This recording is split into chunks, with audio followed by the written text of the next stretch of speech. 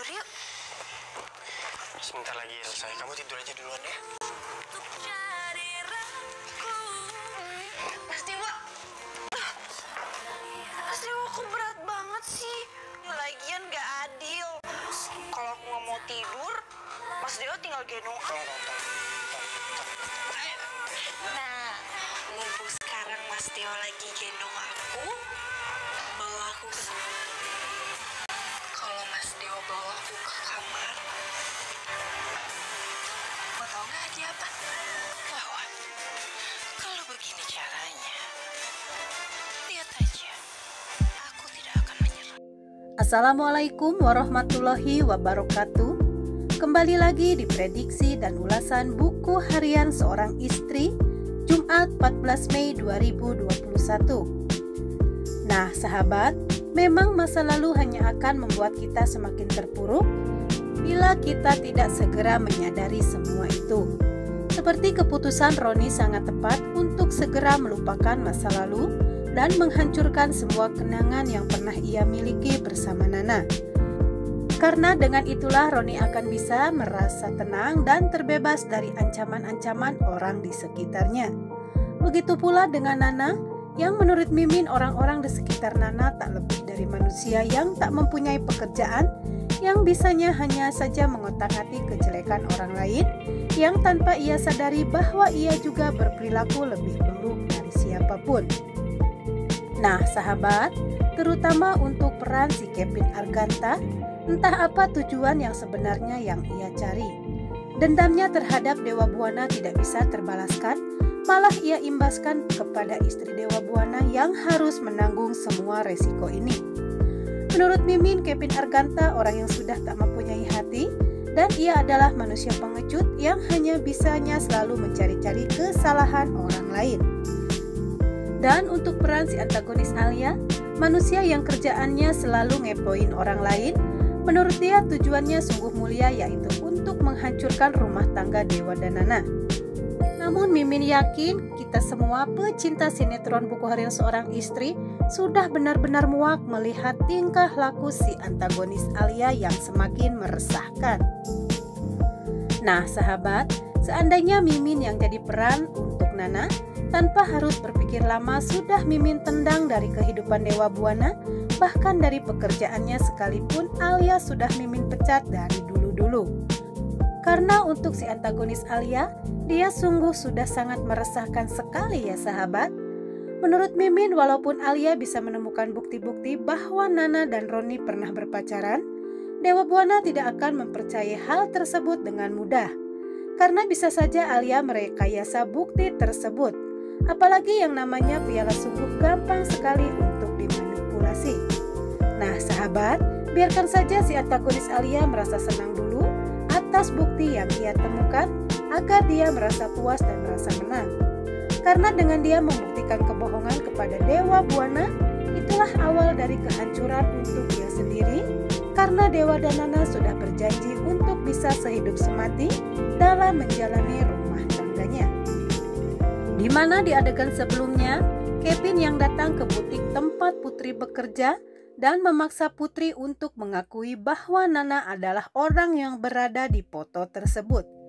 Kevin Arganta mengancam akan berbuat kasar jikalau Putri tidak memberikan penjelasan, dan di waktu yang bersamaan Nana dan Pasha pun datang ke butik yang tidak sengaja mendengar Putri berteriak-teriak hingga membuat Nana dan Pasha segera masuk. Dan benar saja, sesampainya di dalam, Kevin Arganta sedang berbuat kasar pada Putri yang membuat Pasha langsung menghajar Kevin Arganta. Kemudian Kevin langsung menginterogasi Nana dengan mengatakan bahwa wanita tersebut adalah Nana, wanita yang berinisial dengan huruf N. Nana dan Putri merasa panik dan takut karena Kevin Arganta semakin memojokkan mereka berdua.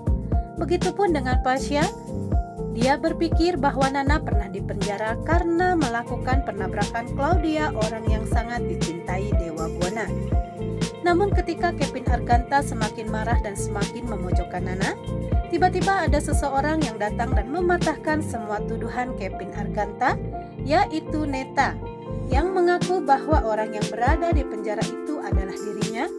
Kemudian Neta menunjukkan kartu tanda pengenalnya pada Kevin Arganta yang membuat Kevin bingung dan pergi karena Putri mengancam akan melaporkannya pada polisi.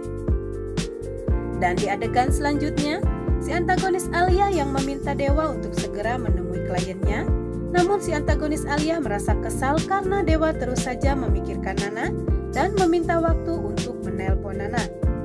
Tak lama kemudian Dewa menerima telepon dari klien tersebut yang memintanya segera menemui Nana. Namun sepertinya Dewa mendengar suara ribut-ribut, langsung datang untuk mencari tahu sebenarnya apa yang terjadi. Dan benar saja, Dewa menemukan Lipia dan Mama Parah yang sedang menyuruh-nyuruh Lula untuk mengikuti semua kemauan Lipia. Kemudian Dewa meminta Mama Parah untuk mencari asisten rumah tangganya supaya tidak memperlakukan Lula seperti seorang pembantu.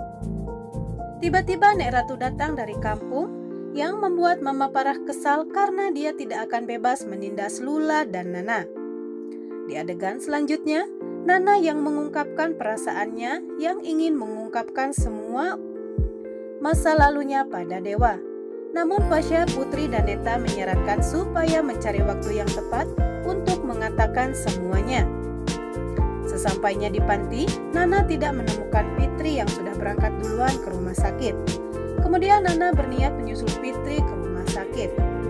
Di lain tempat, Dewa yang baru saja selesai meeting mendapatkan telepon dari Nana yang memberi kabar bahwa Fitri sudah berangkat ke rumah sakit.